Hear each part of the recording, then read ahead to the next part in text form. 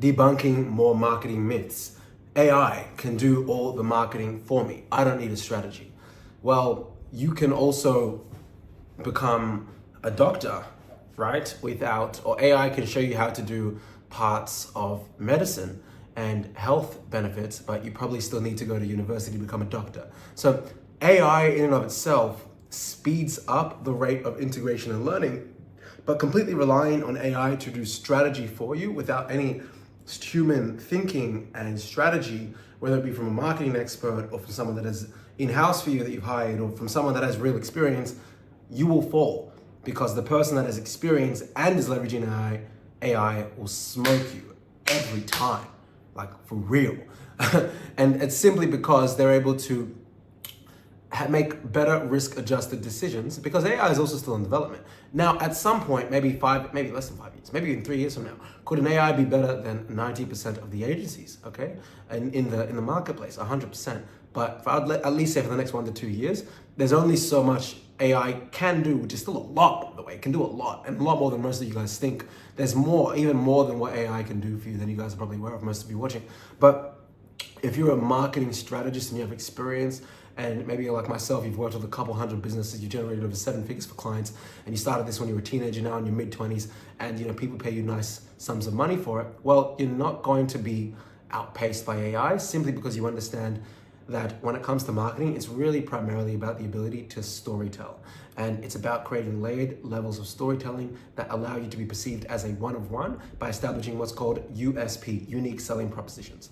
AI can help you do a lot of these things, but you still need the human element and the ability to make discernment from past failures to be able to make wise decisions. And can AI help with that? 1,000,000,000%, but at the moment, humans still have the advantage. Perhaps not for long, but at least for the foreseeable, I'd say year to 2.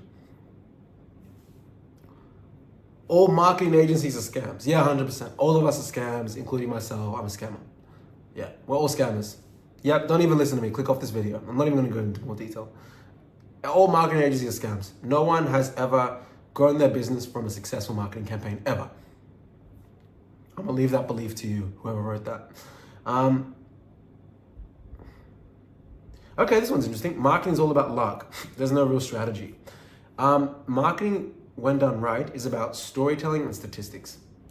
So that's programmatic marketing is essentially where there's like an algorithm that's aiding decision making. But marketing in and of itself is storytelling and statistics. So let's dive into that. If I post 100 pieces of content and the storytelling ability is really strong, it's my ability to be able to say, okay, out of these 100 pieces of content, these 5 crushed it. Therefore, for the next 100 pieces of content, I'm going to make another 100 that are very similar to those 5 that were successful. If I now do that and I craft narratives and stories around that, my ability to now excel with marketing and quote unquote get lucky is significantly higher. So is luck part of everything in life? 100 trillion %. I might call it God, you might call it luck, I might call it both, you might call it none. That doesn't matter. Is luck part of it? Sure, 1,000,000,000%. But it's about the odds of getting lucky. And if you are able to put storytelling on drugs and 1,000x it to millions of people, you're going to have a sample of data that's going to tell you where things didn't work and where things did work. And if you double down on those things that did work, then perhaps the 3rd, 5th, 10th, 11th, 17th time you do it, you might get a touch of luck. But it's premised on those 2 things, storytelling and statistics, okay? Google ads are only for big companies. So look, to be honest, when it comes to this one, the sentiment is somewhat, I'm gonna say a soft maybe.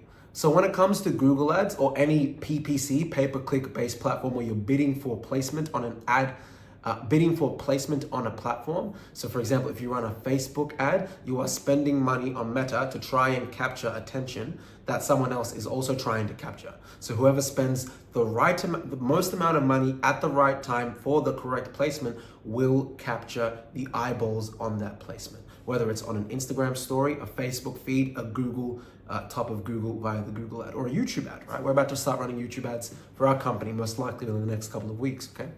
So It comes down to your testing. If you are in desperate need to generate fast amounts of inquiries, then perhaps Google Ads is the way to go for you. But also, if you are someone that just needs to get inquiries, but you're very good on the phones and perhaps you don't want to rely on Google Ads, then perhaps you can do SEO and start to build your organic ability to generate inquiries, because the likelihood is that these inquiries might be a little bit more qualified because they found you through search intent-based activity.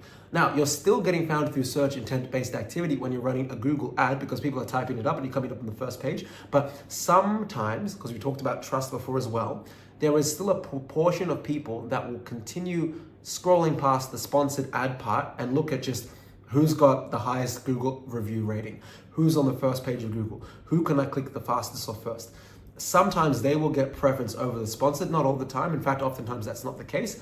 But also, the thing with Google Ads is you're paying to stay there. So if there's one day where you get less clicks, that's simply because someone else, in essence, was able to spend more to more efficiently get that position that you didn't get, or that you wanted to get. So the good thing about SEO is rain, hail, or shine, assuming that your SEO campaign is continuous and strong, you're going to be on the first page of Google, ideally in the first 5 links. So you'll still be able to get the people that are looking for this search term daily because you are on that first page without having to spend on an ad. So those are the differences between Google Ads and Facebook and SEO, and why Google Ads, it's not just for big companies, but yes, if you're trying to compete for highly attractive keywords, like if I was to compete, I don't spend Google ad money on marketing agencies Melbourne, because I cannot afford to compete with the agencies that are doing over $10 million a year yet, right?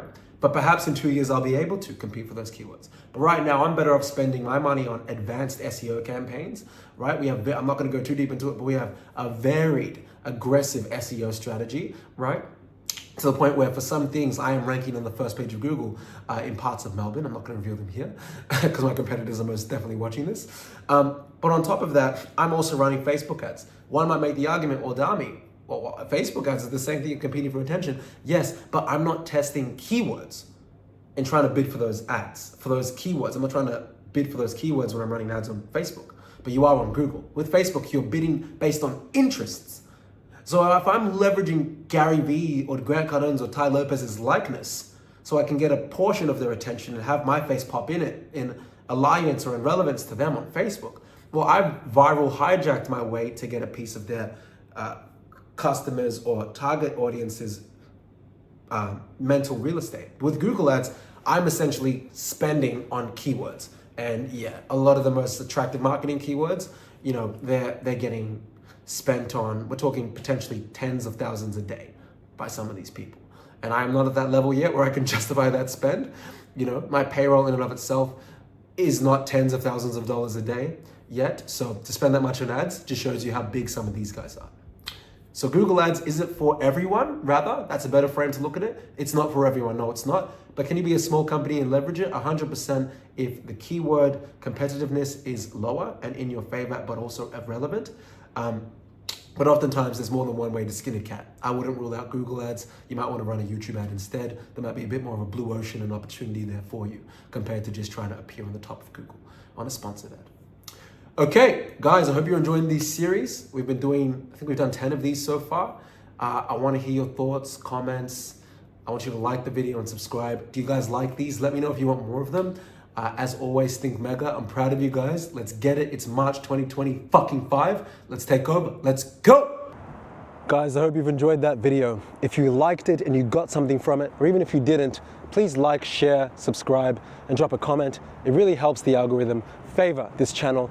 And the more you support us, the more we can give you guys more extreme levels of value throughout 2025 and beyond. Looking forward to the next episode and being able to serve you guys. And as always, think mega. Take care.